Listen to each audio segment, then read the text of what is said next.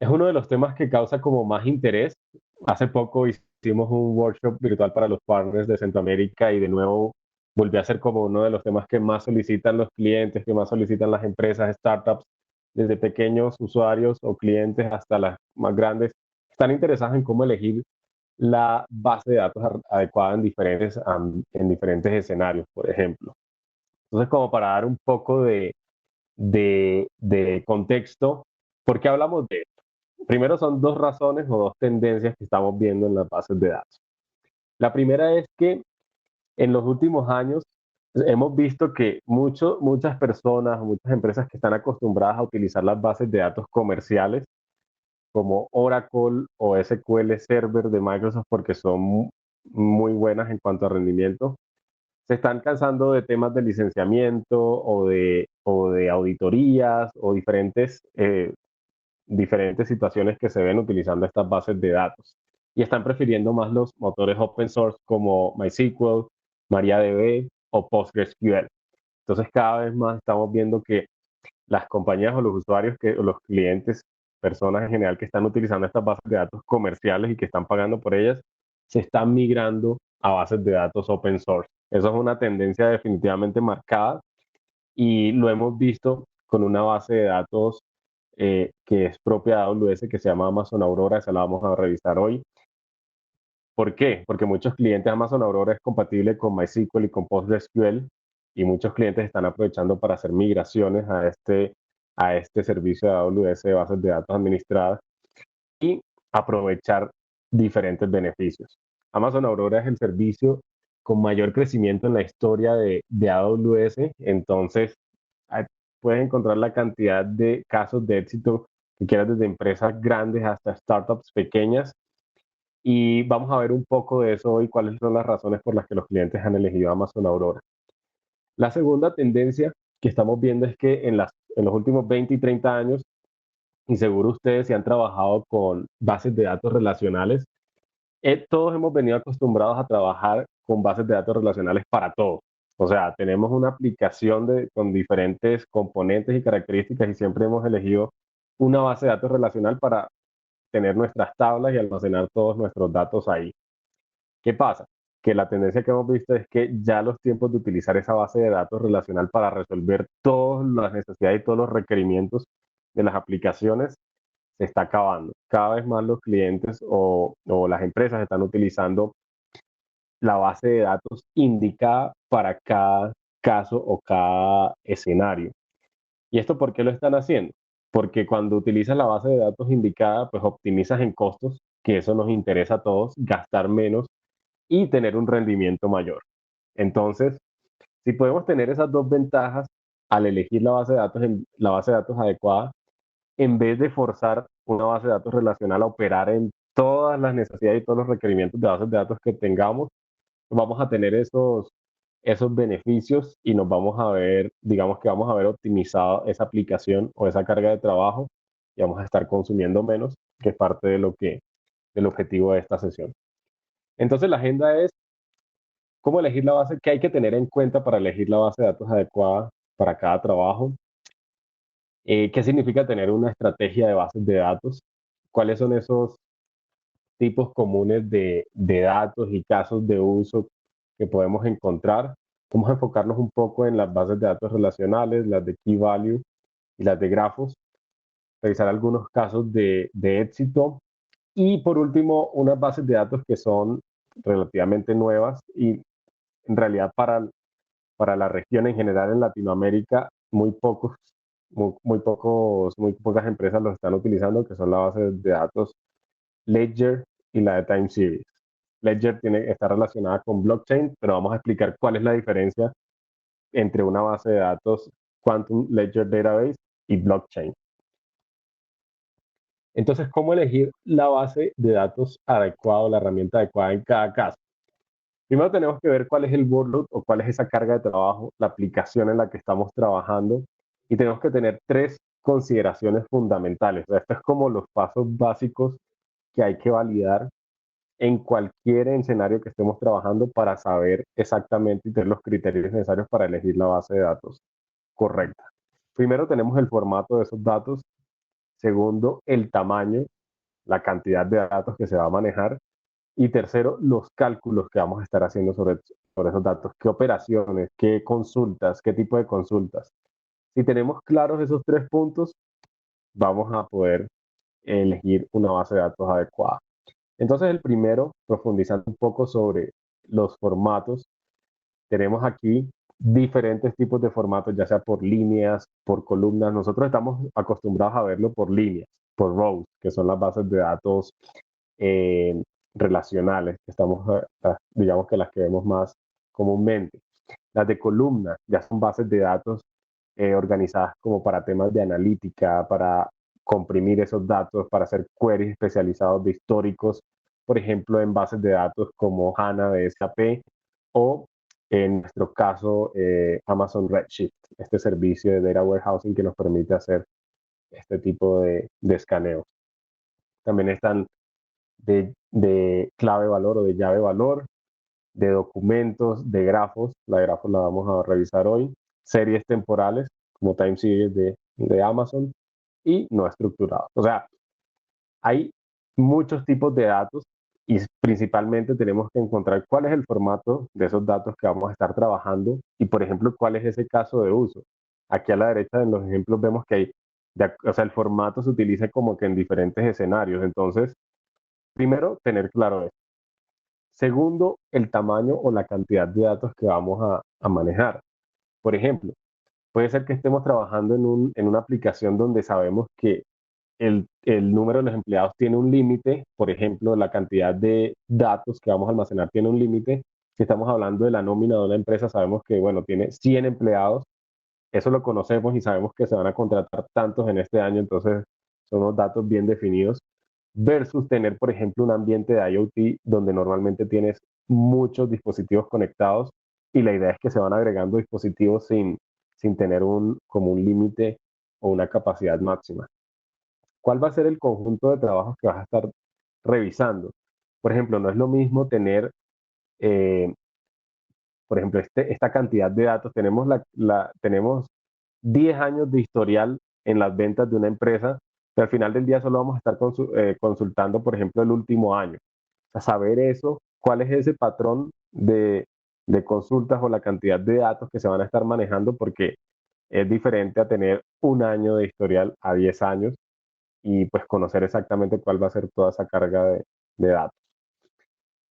Otro para resaltar aquí, tamaño de la recuperación, por ejemplo, si se esperan obtener solo líneas o miles de líneas, estar consultándolas, etcétera. Todo ese tipo de consideraciones en el tamaño de los datos que se van a estar consultando es importante.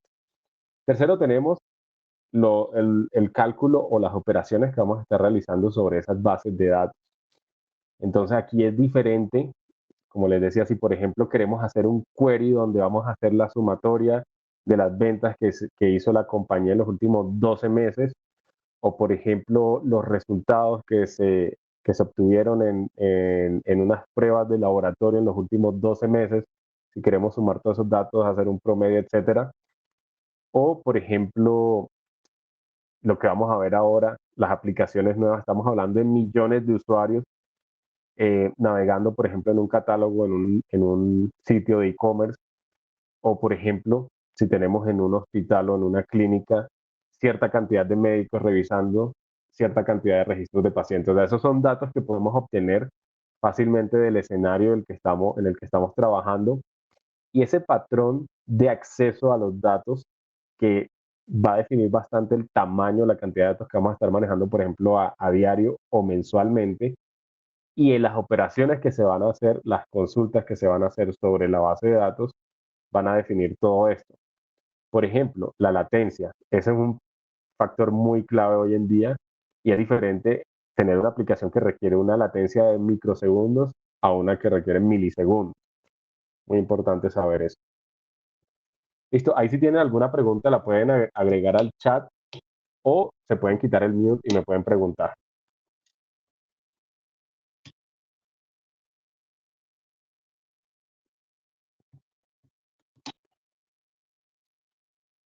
Listo, entonces, en cuanto a tener una estrategia de bases de datos. ¿A qué nos referimos con eso? Hay como dos casos fundamentales que ustedes los pueden vivir o los pueden vivir con las compañías en las que trabajan, en sus propias compañías, y es lo que vemos normalmente con bases de datos es que puede que ya la estés utilizando, ya tengas años utilizando, por ejemplo, un MySQL, un clúster de MySQL eh, hace mucho tiempo y quieras migrarlo a la nube, o el otro caso es que estés construyendo una aplicación nueva y la quieras hacer totalmente nativa con servicios de nube. Entonces, esas son como los dos principales escenarios que podemos encontrar y áreas en las que nos podemos enfocar. Entonces, si hablamos principalmente del lift and shift, que sería hacer esa migración de las aplicaciones que están corriendo hoy en día con ciertas bases de datos, pues ahí vemos que tenemos diferentes opciones. Una, como les comentaba, es, por ejemplo, si estamos utilizando MySQL o PostgreSQL en unas máquinas virtuales on-premises o en un servidor on-premises, es muy sencillo o muy simple hacer esa migración o empezar a utilizar el servicio de Amazon Aurora. ¿Por qué? Porque este es un servicio de bases de datos administradas totalmente compatible con estos dos motores open source, que tiene un rendimiento similar a las bases de datos pagas, a las comerciales, y es mucho más económico. Aquí vemos que es un décimo de lo que se paga normalmente por esas bases de datos. Entonces aquí lo que vemos es la combinación que quiere en realidad la gente hoy en día. Queremos un rendimiento alto, pero sin tener que pagar lo que le pagamos normalmente a esas empresas que ofrecen licencias de bases de datos. Aquí adicional a esto, pues tenemos unas ventajas obviamente de disponibilidad. Amazon Aurora por defecto copia estos datos. Hay 6 copias cada dato o cada dato que ustedes almacenen o file que ustedes almacenen en esta base de datos se copia 6 veces en 3 zonas de disponibilidad distintas de la infraestructura de Amazon Web Services. Y pues tiene muchas ventajas en cuanto, por ejemplo, a la posibilidad de crear copias de lectura o crear, por ejemplo, un esquema de failover, de recuperación en automático, además de los beneficios que, que tiene que sea un servicio administrado. Ahí vamos a liberarnos de un montón de tareas que normalmente consumen tiempo y no agregan valor, y nos podemos enfocar en realmente lo que le agrega valor a esa aplicación, que es la optimización de los queries y ajustar, por ejemplo, cosas que tienen que ver exactamente con el performance y el rendimiento de esa base de datos. Si no estamos utilizando uno de estos motores, pues podemos utilizar Amazon Relational Database Service con alguno de estos otros motores de bases de datos. O sea, puede ser Amazon Aurora, esa versión, o puede ser MySQL, PostgreSQL, MariaDB, SQL Server o incluso Oracle corriendo en RDS. Entonces aquí de nuevo tenemos las ventajas de tener un servicio administrado donde no nos vamos a tener que ocupar de ciertas tareas que normalmente no agregan valor y sí quitan mucho tiempo para tener cubierta, por ejemplo, la parte de alta disponibilidad, los backups, snapshots y poder hacer un failover, por ejemplo, automático de esa base de datos.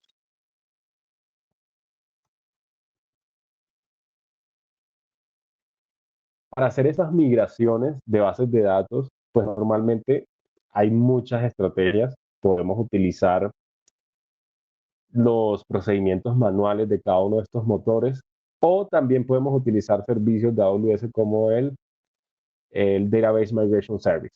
Este es un servicio que nos permite migrar bases de datos, por ejemplo, de on-premises a RDS directamente o de on-premises a Amazon S2, e incluso podemos hacer replicación continua de estos datos, que ese es como otro caso de uso para el servicio de DMS. Hasta ahora con DMS se han migrado más de 200.000 bases de datos, digamos que a nivel mundial. Y este es un número que viene acelerándose muy rápidamente, o sea, viene incrementándose rápidamente. ¿Por qué? Porque este servicio también se está robusteciendo. Cada vez que ustedes entran a la consola del Database Migration Service, 2 o 3 meses después pueden ver cosas nuevas. Pueden ver, por ejemplo, que el Schema Conversion Tool, que es una parte fundamental de DMS, cada vez es más robusto, y este es el que nos permite Por ejemplo, en caso de hacer una migración heterogénea de un motor comercial a un motor open source, nos permite automatizar gran parte de ese proceso. Otra ventaja que tiene este servicio es que nos permite hacer la migración con cero downtime, y eso lo que significa es que vamos a tener una instancia de replicación como puente en la mitad entre nuestra base de datos on-premises y la base de datos en AWS, y este es el que se va a encargar como de copiar todos estos datos de forma transparente, y cuando nosotros estemos listos para hacer el corte y empezar a utilizar la base de datos en la nube, lo vamos a poder hacer sin tener que parar la operación. Entonces, ese es un valor agregado importante, y algo que tiene importante este servicio es que no tiene ningún costo en cuanto a licencias o costos directamente por utilizarlo. Lo que se cobran son normalmente los recursos que se necesitan para hacer la migración. Por ejemplo, esa instancia de replicación que se crea para permitirnos migrar sin tener downtime. Y si estamos migrando algunas de las bases de datos de AWS como Amazon Aurora, Amazon DynamoDB o Redshift, el costo de esa instancia de replicación va a ser gratis por 6 meses. Entonces, este es uno de los servicios que podemos utilizar o aprovechar. Incluso podríamos hacer la migración totalmente gratis si estamos orientados o estamos migrando a uno de estos motores de bases de datos. ¿Alguna pregunta hasta ahora? Si quieren se pueden quitar el mute y me pueden preguntar.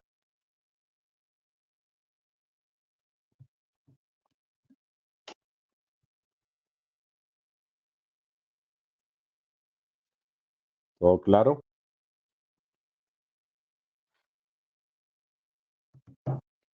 Listo, entonces no hay preguntas, sigamos. El otro enfoque que les mencionaba son aplicaciones nuevas construidas de forma nativa en la nube.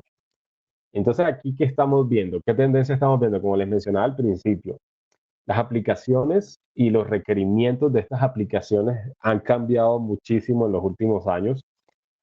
Antes, por ejemplo, nos servía tener, o a la mayoría de workloads, les servía tener una base de datos que resolviera queries complejos, que fuera consistente, joins complejos, que fuera consistente, que permitiera hacer queries ad hoc.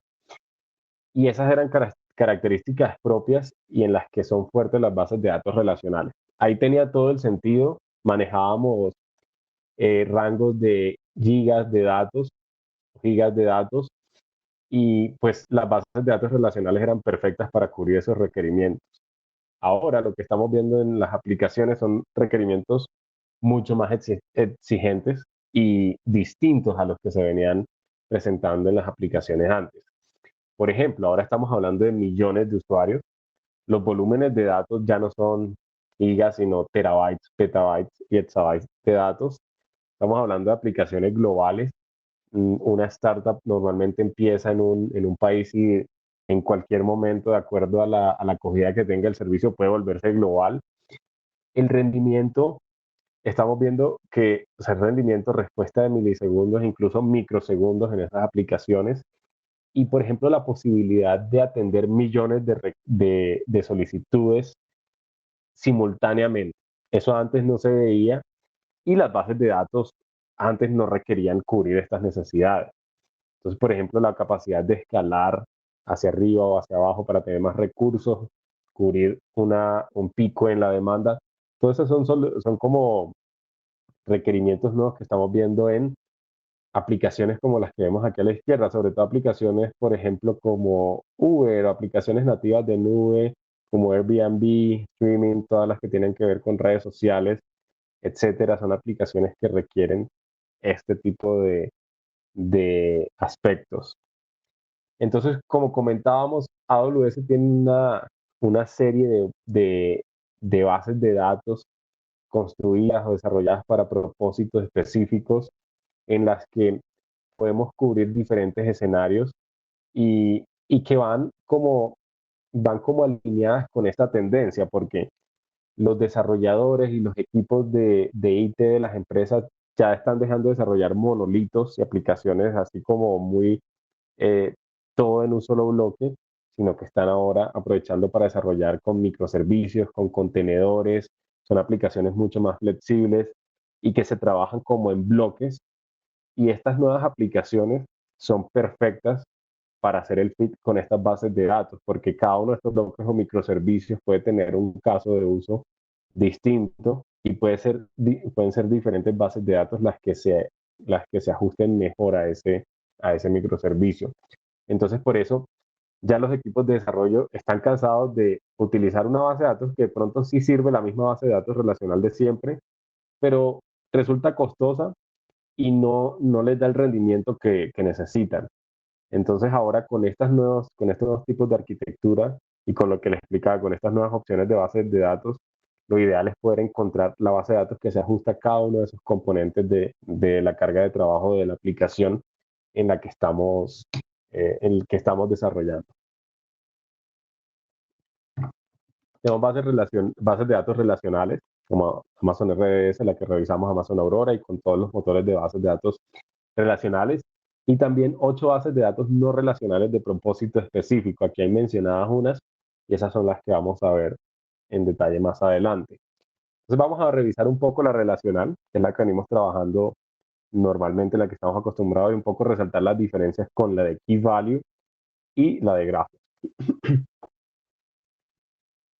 Entonces, con las bases de datos relacionales, si ustedes han trabajado con alguno de estos motores que mencionamos de RDS, compatibles con RDS, estas bases de datos, en este ejemplo que tenemos aquí, estamos visualizando lo que sería el caso de una clínica o un hospital donde hay una serie de pacientes, tenemos una tabla de doctores o incluso varios hospitales de la misma, por ejemplo, de la misma cadena, y tenemos una tabla relacionada con las visitas que hacen estos doctores a los clientes y los tratamientos médicos que aplican o que se les recomiendan a los clientes. Este es como un caso ideal para las bases de datos relacionales donde queremos tener consistencia en los datos, donde los datos están muy bien estructurados, tenemos nuestra tabla de pacientes, nuestra tabla de doctores y de alguna forma queremos establecer relaciones entre esas tablas. Por ejemplo, qué pacientes son atendidos por este doctor. Y tenemos unas llaves primarias, hacemos unas relaciones y a través de esa estructura muy bien definida podemos, podemos armar nuestra base de datos con todas esas relaciones y hacer las consultas que necesitamos para este caso. Algo común que se ve en estas bases de datos relacionales es, por ejemplo, que eh, tengamos un dato en diferentes tablas y lo que queremos es evitar la necesidad de ir a actualizar ese dato en todas las tablas. Para eso es que creamos estas relaciones y dependencias. Y por ejemplo, si un cliente, o perdón, si un paciente cambió de doctor o de hospital, no tener que hacer un ajuste en todas las tablas que tienen alguna relación con ese dato, sino que lo podamos modificar en una tabla principal y eso nos actualice el resto de las tablas. Entonces, por ejemplo, en este caso, si queremos consultar los doctores que están afiliados al Hospital Mercy, haríamos un query SQL de este tipo, como el que está a la izquierda. Es un query muy sencillo. Si, por ejemplo, queremos saber el número de pacientes y aquí de nuevo vamos a ese segundo y tercer factor que son cuál es el tamaño de los datos que vamos a estar consultando y en los cálculos que vamos a hacer. Esta puede ser una consulta tradicional en un escenario o en un ejemplo como el que estamos viendo. ¿Cuál es la cantidad de pacientes que visita cada doctor eh, por semana? Ese puede ser un dato que queramos consultar y este es el query con el que obtendríamos esa información. Entonces, esa sería para las bases de datos relacionales, una revisión rápida. Y pasaríamos a las bases de datos de Key Value. Aquí todo tiene que ver con esa relación entre la llave, el key y el valor, que serían atributos de ese key. O sea, digamos que todo lo que sigue ese modelo va a tener un fit con este tipo de bases de datos.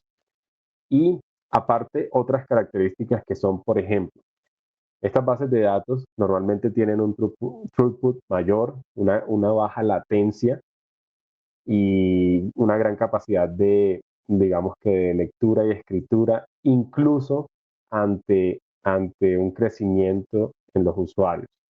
O sea, ¿a qué me refiero con esto? Por ejemplo, si hablamos de DynamoDB, de Amazon DynamoDB, vamos a tener un rendimiento constante o sólido a pesar de que vayan incrementando los usuarios o los queries que se están haciendo a las bases de datos. Ese es parte de los beneficios o de la naturaleza de las bases de datos de Key Value. Mientras que en las bases de datos relacionales, si ustedes las han utilizado, hay una curva, a medida que van incrementando los usuarios o las solicitudes a la base de datos, el rendimiento va disminuyendo, se va demorando más la respuesta, hasta puede haber un punto en que la base de datos deja de responder porque está totalmente copada de queries y no el cómputo y sus, sus características de sistema no dan para responder ante tantas solicitudes.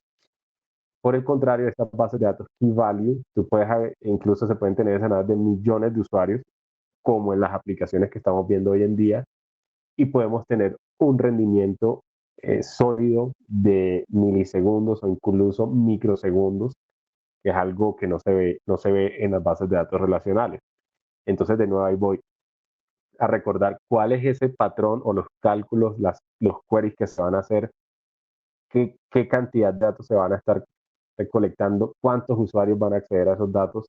Digamos, esos aspectos son los que nos permiten definir o orientarnos hacia una base de datos. Entonces aquí tenemos, por ejemplo, unas operaciones y están básicamente la tabla con sus atributos, unos scripts para insertar o obtener datos.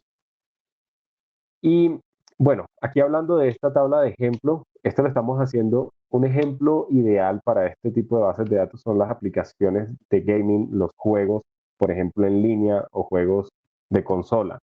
¿Por qué? Porque como vemos acá, la distribución de los datos en una de estas aplicaciones se da perfecto para un key value. ¿Por qué? Porque tenemos un jugador que puede tener cualquier usuario, y ese jugador va a tener una serie de atributos. Puede ser el nivel en el que está en el juego, la cantidad de puntos que ha adquirido, lo que normalmente consultamos o nos importa cuando estamos jugando cualquier tipo de estos juegos online.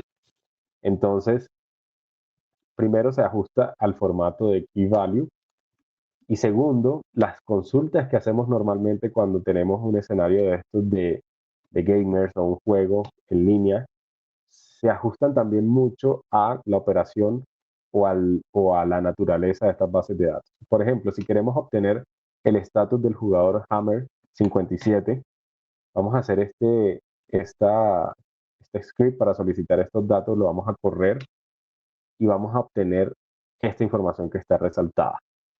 Ahí vemos que no necesitamos ir por todas las líneas, ni la ventaja de esto y el performance es que por cómo está organizada la base de datos o su estructura por debajo, no necesitamos hacer como una revisión de toda la base de datos, todos los datos en esta base de datos para obtener la información de este usuario.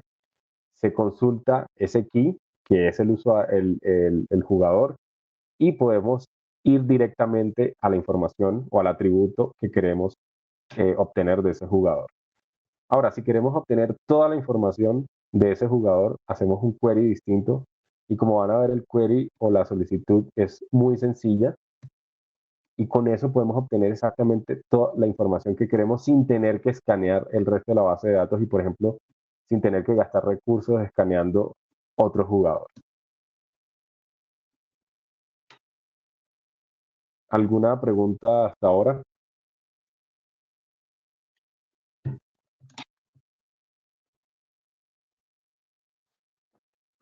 Listo, entonces seguimos. ¿Hay una pregunta? Sí, ¿qué tal? Mucho gusto. Me llamo Roberto Chiroy. Listo, ¿cómo Eh, estás, Roberto? Viendo todo esto, aparte de los casos de gaming, ¿cuál es otro de los casos como de textbook, de manual, donde se podrían aplicar estas bases de key value? Bueno, gaming es un ejemplo, como el ejemplo fácil de explicar y es de hecho como el más común, pero otros casos de uso es donde tú encuentres que tengas una relación de uno a muchos en los datos que vas a almacenar. Por ejemplo, para darte, esa es digamos, ese es un patrón de uso de estas bases de datos. Pero, por ejemplo, otro patrón o otro caso donde la podemos utilizar es para almacenar datos o estatus de las aplicaciones. Por ejemplo, si nosotros tenemos una aplicación stateless o, Ujú. digamos, sí, es stateful, donde necesitamos almacenar los datos de esa aplicación, entonces una base de datos como DynamoDB que nos responde con una baja latencia y podemos obtener muchos registros sin que se afecte esa latencia, digamos que es un caso de uso en el que podemos utilizarla y nos serviría perfectamente para almacenar el estatus de esas aplicaciones stateful que necesitan esa, esa, esa conectividad o digamos ese dato de la aplicación. Sería para las stateless. ¿Por qué? Porque las stateful son las que necesitan tener una conexión todo el tiempo entre el usuario y los servidores o las bases de datos. Mientras que las stateless, que son las que recomendamos tener, son independientes de eso. Entonces necesitamos un lugar donde almacenar esos datos. Normalmente puede ser una base de datos de equivalio como DynamoDB o un servicio o una base de datos de caché como en nuestro caso un servicio como Amazon Elastic Cache nos permite hacer almacenamiento de estos datos. Pero el resto, por ejemplo, para almacenar, ¿qué otro tipo de datos? Metadata también es muy útil. Normalmente, otro caso de uso dentro de Amazon que muchos clientes aplican en DynamoDB es que almacenan los objetos o una gran cantidad de datos en S3 y de alguna forma necesitan almacenar la metadata de esos datos e indexarla en una base de datos aparte. ¿Por qué? Porque S3 por la naturaleza de cómo son almacenados los datos no permite hacer esas búsquedas tan específicas como quisiéramos tenerlas. Entonces podemos almacenar los metadatos en DynamoDB, indexarlos y hacer las búsquedas o consultarlos en DynamoDB y cuando necesitemos descargar el file o el archivo como tal, lo consultamos directamente en S3. Ese es como otro caso de uso. Ok, gracias. Listo. Entonces, aquí pasamos a las bases de datos de grafos y esto sí es eh, como que de las menos comunes. ¿Por qué? Por la naturaleza. Normalmente no las utilizamos en aplicaciones como tradicionales, sino que la idea es ver aquí cuál es ese caso de uso. Se utilizan bastante en temas de redes sociales. Las redes sociales las aprovechan bastante y, por ejemplo, todo tipo de recomendaciones que tiene que ver con quién compró esto y hacer una recomendación con base en otras personas o en otros usuarios que hayan comprado ese mismo producto, cosas por el estilo, tienen que ver con grafos y estas son las bases de datos indicadas para los casos de uso. Entonces aquí principalmente todo gira en torno a las relaciones y tenemos dos conceptos importantes, el concepto de vértice y el concepto de edge o de borde. Entonces el vértice es cada uno de estos elementos o sujetos dentro de la base de datos que pueden ser personas y el edge son estas relaciones entre las personas, por ejemplo, y los productos, deportes, etcétera. Entonces, ¿cómo funciona, por ejemplo, hacer una recomendación a un usuario? Podemos tener diferentes relaciones, por ejemplo, aquí hay tres personas y sabemos que esta persona conoce a esta persona, Kevin, sigue un deporte específico, Kevin compró un producto, Bill compró ese otro producto, entonces tenemos toda esa información y sabemos que Sara también sigue un deporte, el mismo deporte que sigue Kevin. Entonces, con base en toda esa información, podríamos recomendarle un producto a Sara para, digamos, un producto en el que ella podría estar muy interesada. Entonces, aquí la clave es, esta base de datos, por ejemplo, utiliza un lenguaje de programación que se llama Gremlin, que está especializado para el trabajo con grafos. Y este sería el query para tener esa recomendación a un usuario.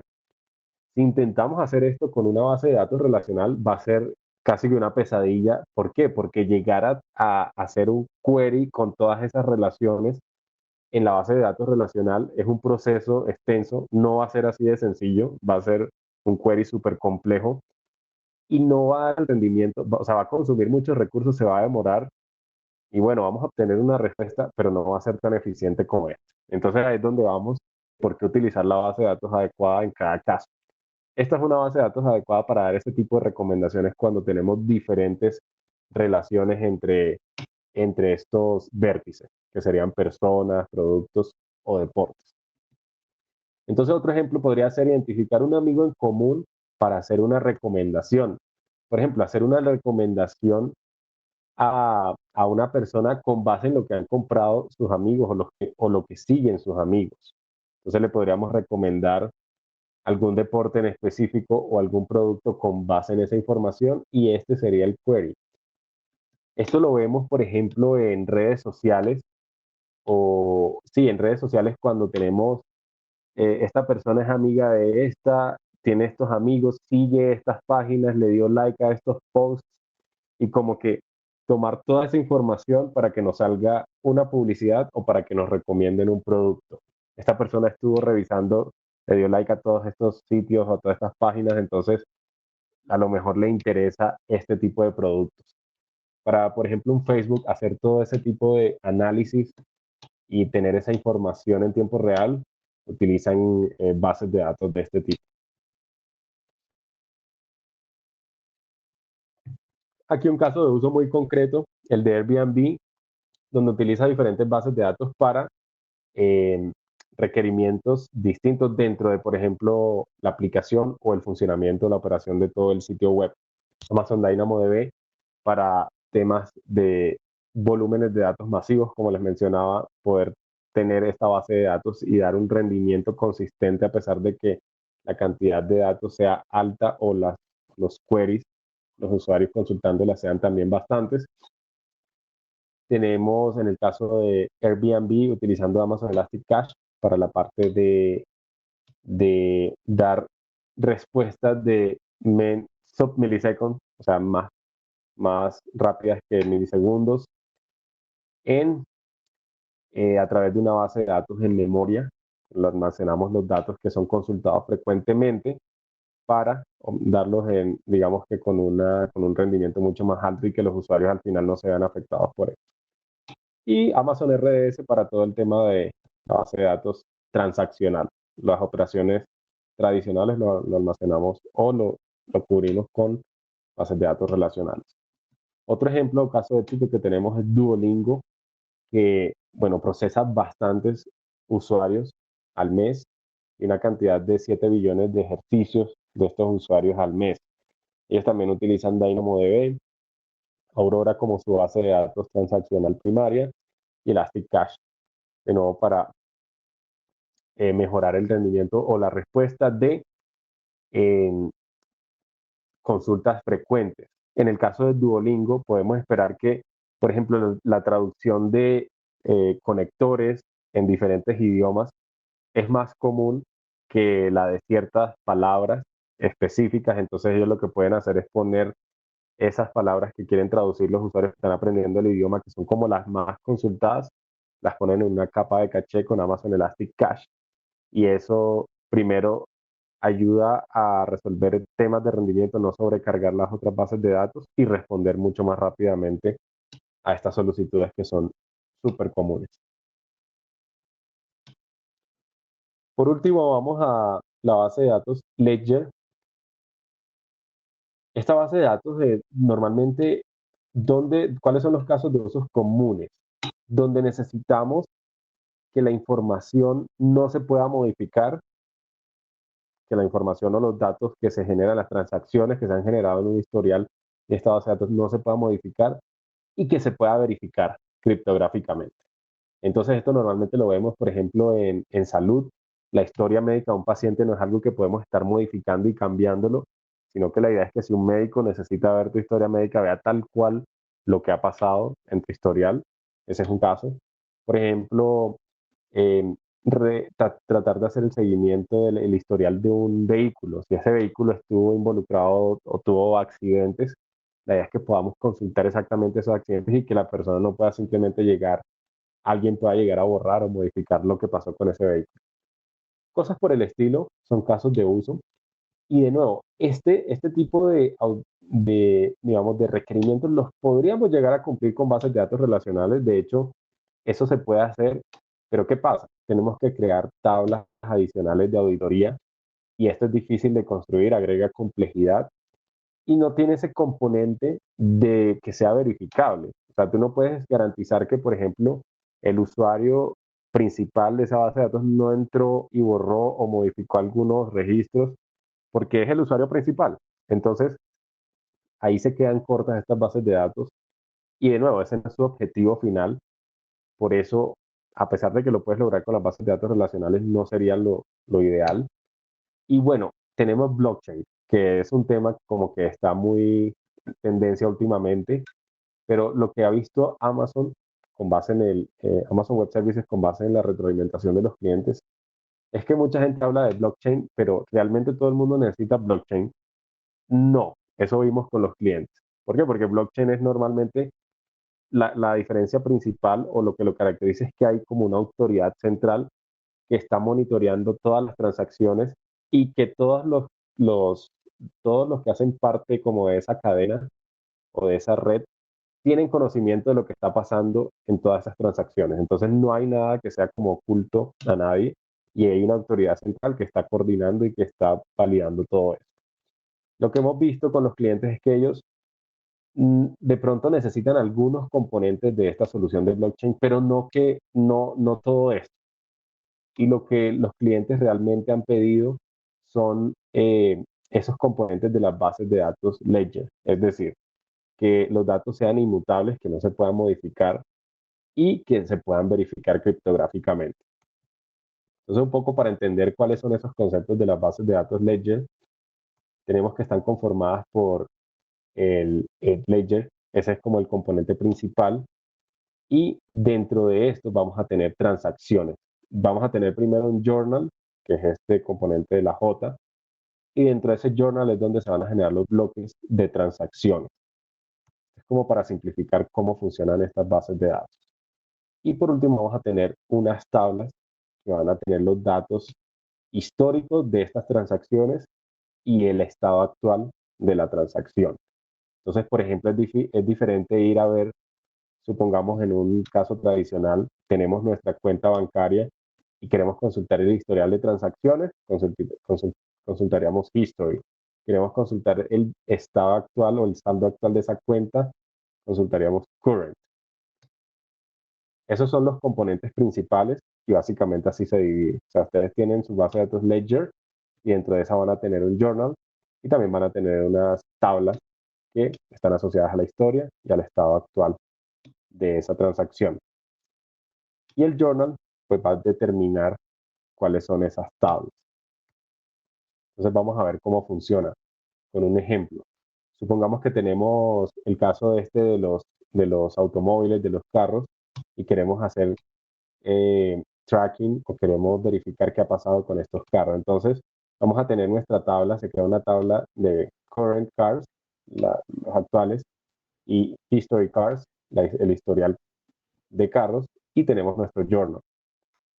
Entonces, si queremos insertar un nuevo valor, esto va a ser una nueva transacción en el journal,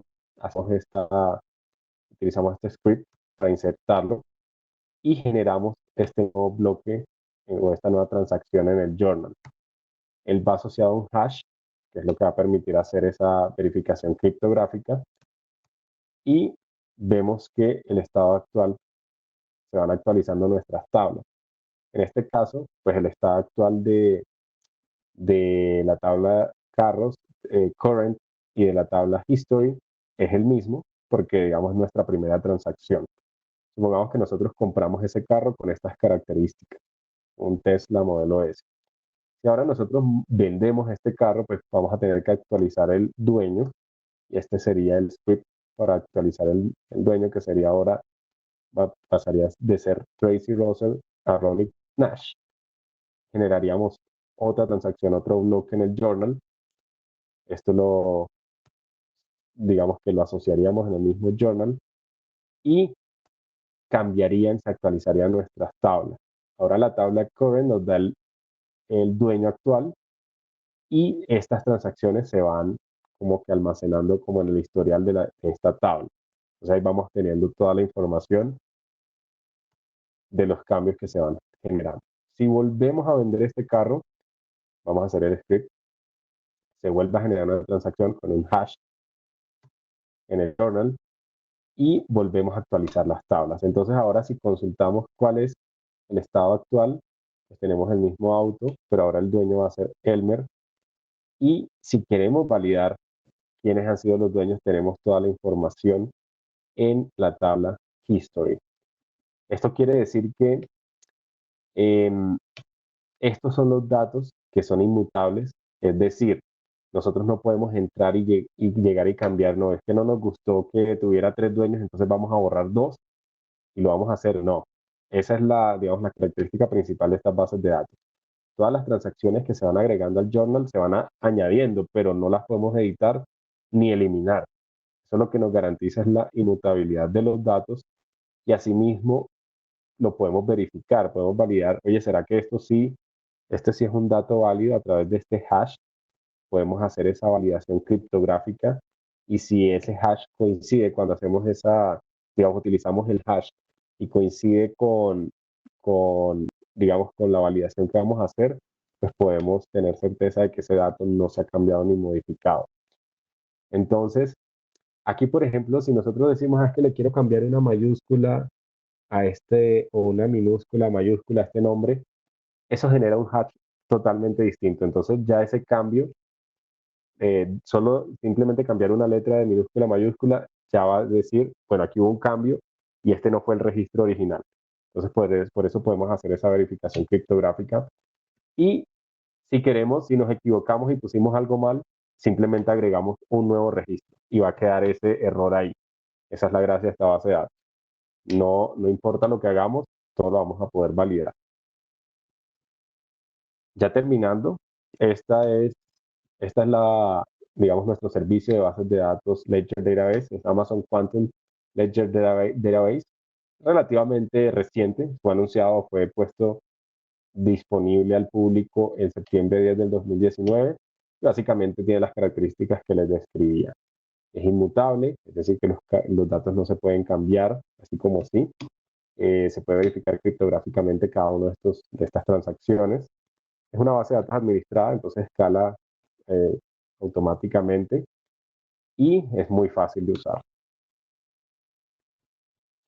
Y ya para terminar rápidamente voy a cubrir Time Series Databases. Y esto tiene que ver, ¿a qué nos referimos con Time Series?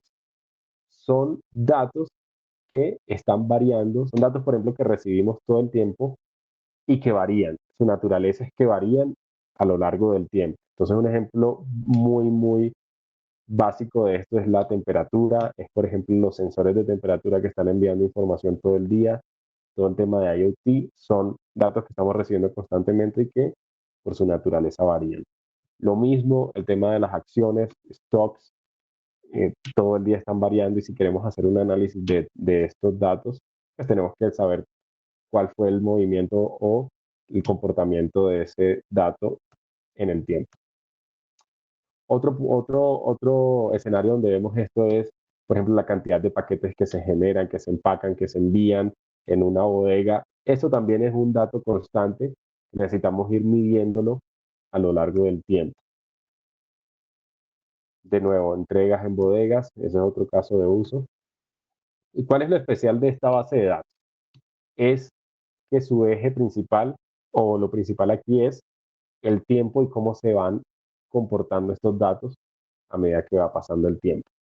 Entonces, esto puede ser, por ejemplo, para medir los eventos de una aplicación. Estamos hablando de monitoreo, lo que les mencionaba, sensores de IoT o, por ejemplo, data de DevOps. Si tenemos un esquema de construcción de aplicaciones a través del equipo de desarrollo y operaciones, o sea, cuáles son esas métricas que estamos obteniendo, cada cuánto se están desplegando, se están construyendo estas aplicaciones, se están haciendo pruebas, también son datos que estamos recibiendo constantemente.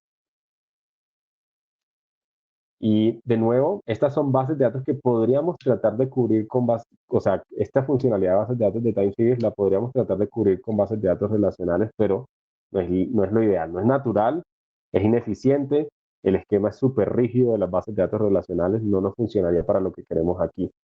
Y de nuevo, y las que podemos encontrar en el mercado, ¿qué es lo que ve Amazon? Son difíciles de escalar, difíciles de administrar, la alta disponibilidad no es fácil de configurar. Entonces, es la ventaja de tener una base de datos como esta totalmente administrada. Serverless no van a necesitar lanzar como servidores adicionales para poder tener estas funcionalidades específicas y pues el tema del costo y el rendimiento siempre es uno de los que más se resalta de estas bases de datos administradas. Listo, aquí hay un resumen de algunas de las bases de datos que vimos. No sé si tienen alguna pregunta, si tienen alguna duda o un comentario de esta revisión que hicimos rápidamente por algunas, porque no fueron todas las bases de datos que tiene disponibles Amazon Web Services. Tendremos que tener una sesión mucho más extensa para poder cubrir todas las bases de datos.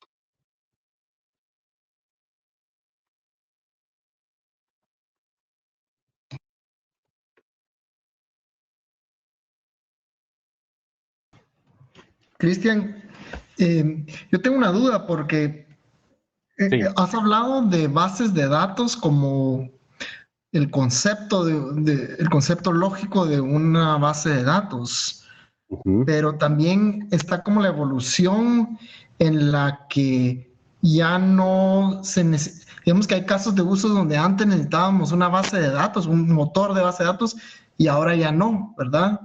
Ocurre eso. Yo estoy pensando en algo como Athena. Sí, ese lo podríamos considerar como, como otro caso de uso, por decirlo así. ¿Por qué? Porque no, antes, lo que tú acabas de mencionar es cierto, antes podíamos utilizar una base de datos solo para tener, em, solo para hacer algunos queries específicos que en este momento con servicios serverless como Athena podemos consultar directamente datos que tenemos en Amazon S3, datos que están estructurados, por ejemplo, en formato CSV o un archivo de Excel que se puede hacer, al que se le pueden hacer queries SQL, y lo podemos consultar directamente sin necesidad de tener una base de datos donde estén almacenados estos datos. O sea, están almacenados en un servicio de storage o Amazon S3 y no tenemos que dedicar una base de datos específicamente a almacenarlos para hacer los queries y la analítica. Entonces sí se ven esos casos de uso y de hecho, o sea, se ven constantemente con los servicios administrados sobre todo y con los servicios serverless cuando tú dices, de pronto no tengo necesidad de tener algunos recursos corriendo adicionales si realmente puedo lograr lo que quiero. En el caso de Amazon Athena es correr queries de pronto para sacar datos de analítica directamente de Amazon S3. Y otra duda, cuando necesitas la latencia más baja posible, ¿qué recomendarías vos? Para la latencia más baja posible, por ejemplo, DynamoDB es el tema de latencia es uno de sus fuertes, sobre todo cuando tenemos millones de usuarios. Tener esa consistencia en la latencia, o sea, que nos dé baja latencia a pesar de tener muchos usuarios, muchas consultas. Y por ejemplo, DynamoDB tiene una funcionalidad que se llama Global Tables. Entonces, incluso si tenemos un requisito de latencia muy, muy fuerte, podríamos, si tenemos usuarios distribuidos en diferentes países, regiones del mundo, podríamos habilitar una funcionalidad como esta para habilitar esas tablas como de forma local en diferentes regiones y que las consultas no se hagan en una tabla, por ejemplo, corriendo solamente en una región específica. O sea, es como distribuir o darle cobertura global al servicio, replicar estas tablas a través de la infraestructura de AWS de forma transparente para el cliente y que la experiencia de los usuarios al consultarlas sea de muy baja latencia, o sea, que tengan una respuesta de muy baja latencia. Aurora también tiene una funcionalidad de este tipo y normalmente se habilitan en esos casos donde necesitamos, o sea, donde la latencia es un requerimiento súper importante, la baja latencia, y necesitamos mantenerla a pesar de que los usuarios estén distribuidos en diferentes países o continentes.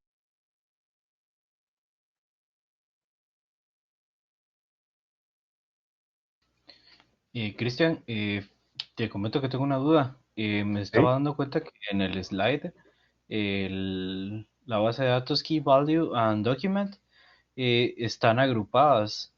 ¿Podrías tratar de explicar bueno, si en dado caso podríamos utilizar una base de datos Document o Key Value o en cuáles sería el fuerte utilizar una de las dos? Listo, están como en el mismo segmento. ¿Por qué? Por cómo se manejan digamos, la estructura, cómo manejan los archivos que se almacenan en la base de datos. DynamoDB al final del día es un JSON, o sea, se maneja en formato JSON, todos estos así están estructurados. Y en la de Document es muy parecido. Aquí no está en ese slide porque es como que relativamente nueva, creo que no estaba cuando generé este slide el año pasado, pero está DocumentDB, que es el servicio de AWS compatible con MongoDB. Entonces ahí estarían incluso otra base de datos adicional para esos clientes, por ejemplo, que venían utilizando este formato de documentos específicamente con MongoDB, ya tienen un servicio donde pueden utilizar para esa misma aplicación en AWS o para ese mismo formato de archivos en AWS un servicio administrado. Hasta el momento, hasta aquí en este slide, lo podrías cubrir con DynamoDB, ¿sí? Ambos, porque tienen cosas similares en la estructura de los datos. Pero ya teniendo, y esa es como la enseñanza de toda esta presentación, al tener la opción específica para el caso de uso específico, va a ser mucho más eficiente en cuanto a rendimiento y en cuanto a costo. Esa, por ejemplo, no la tengo acá, pero esa es otra que vale la pena explorar y que ha generado también mucho interés por parte de los clientes. Había muchos clientes que tenían, por ejemplo, venían utilizando por años MongoDB y pues con este nuevo servicio lo pueden utilizar de forma como servicio administrado en AWS. ¿No tienen también Elasticsearch administrado? Elasticsearch también, y también es considerada una base de datos. Esa no está aquí específicamente, pero también es considerada una base de datos y también está como servicio administrado, donde ustedes pueden em, poner, establecer parámetros exactamente cómo se van a hacer esas búsquedas dentro de un sitio web y cubrir toda la parte de búsquedas, por ejemplo, supongamos en un e-commerce donde están publicando diferentes tipos de productos y los clientes entran y lo primero que hacen es buscar el producto que les interesa, o sea, hacer todas esas búsquedas a través de Elasticsearch y de nuevo, por ejemplo, cubrir las búsquedas más comunes con una base de datos en memoria como Elastic Cache y poder dar respuesta a esas solicitudes de una forma mucho más eficiente.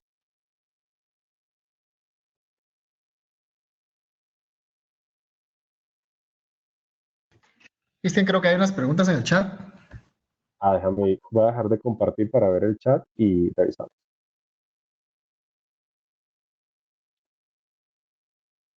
A ver,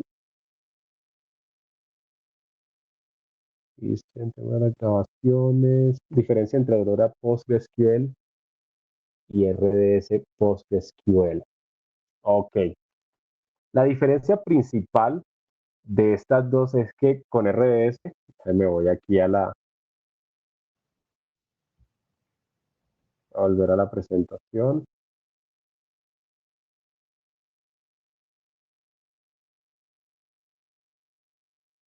Listo. Bueno, ahí no estoy compartiendo todavía, les comparto.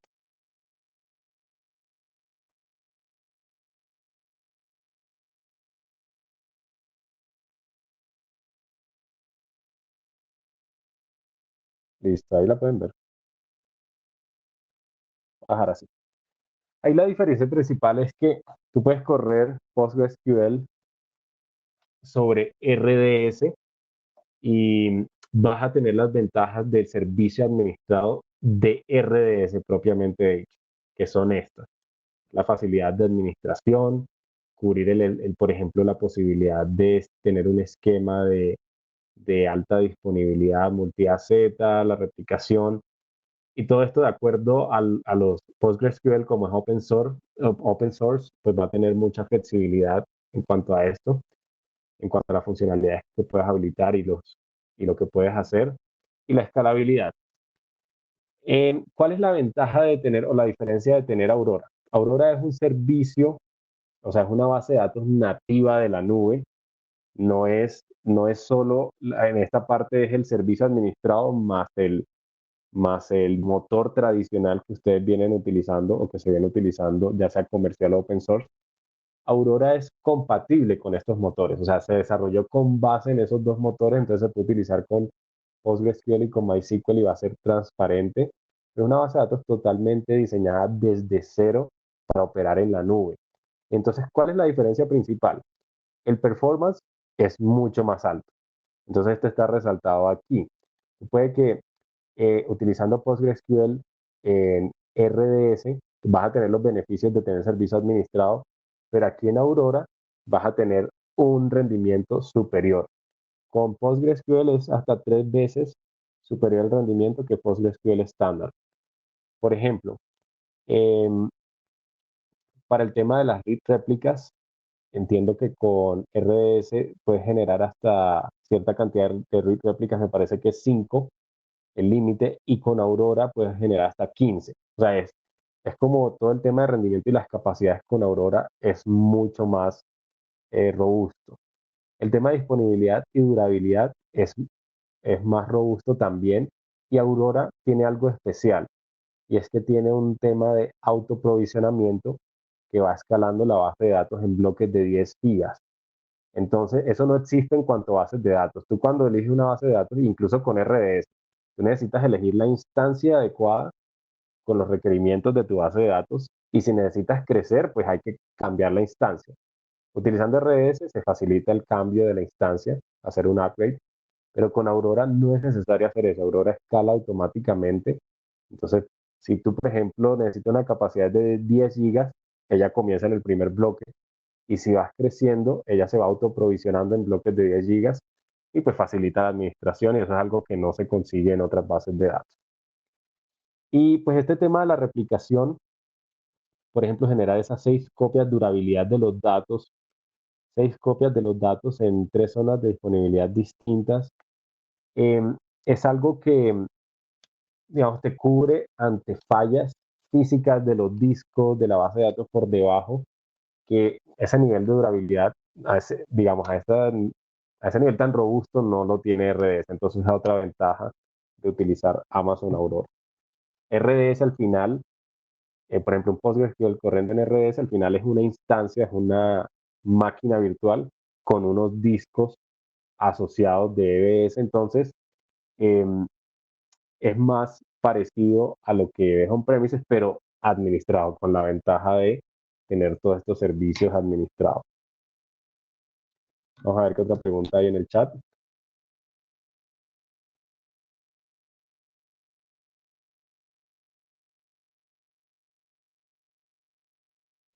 Espacio para preguntas. Sí, si quisiera implementar algo similar a Twitter, cada usuario tiene un TL y hay relaciones entre usuarios, entonces necesito mostrar un merge de todos los timelines a los que sigue un usuario, que sería recomendable. Sí, a ver, relaciones. Si estamos hablando de relaciones de varios componentes, como vimos en la parte de grafo, había que evaluar exactamente.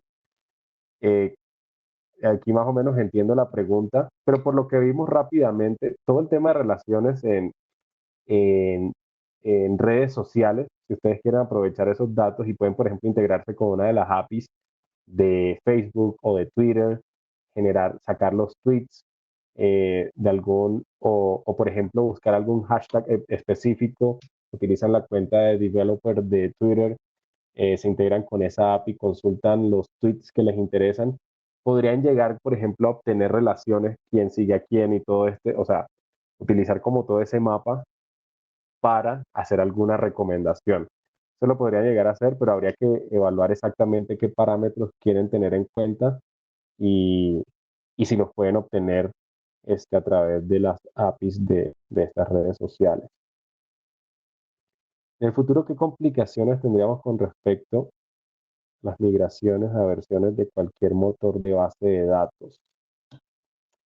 ¿Qué complicaciones tendría? No sé si te refieres, por ejemplo, a RDS compatible con algún motor específico. Lo que hemos visto con los partners y los clientes es que, em, por ejemplo, ustedes ven esa lista de motores que son compatibles para estos con RDS. Cada uno de estos o el servicio como tal de RDS soporta alguna versión específica o una lista de versiones de los motores de bases de datos. Lo que hemos visto es que a veces cuando sale una nueva versión, pues tiene su tiempo de trabajo por detrás para que pueda ser compatible con RDS. Entonces simplemente lo que he visto con algunos partners es que cuando un cliente necesita hacer el upgrade, vemos si ya se está trabajando, si hay algún roadmap y normalmente toma algún tiempo para que sea anunciado que esa versión en específica se soporta y que se puede seguir utilizando RDS. En cualquier caso, por ejemplo, no quiere decir que nos atemos con el servicio para nada. Y si hay necesidad de utilizar una versión que no está todavía soportada, pues podemos incluso utilizar el mismo servicio de Database Migration Service para hacer una migración de RDS a S2. Eso también lo podemos hacer de S2 a RDS. Entonces, es muy flexible en ese sentido, pero lo que hemos visto en algunos casos es que simplemente se puede demorar en que sea compatible con el servicio y el cliente espera y hace la update apenas es compatible con Amazon RDS.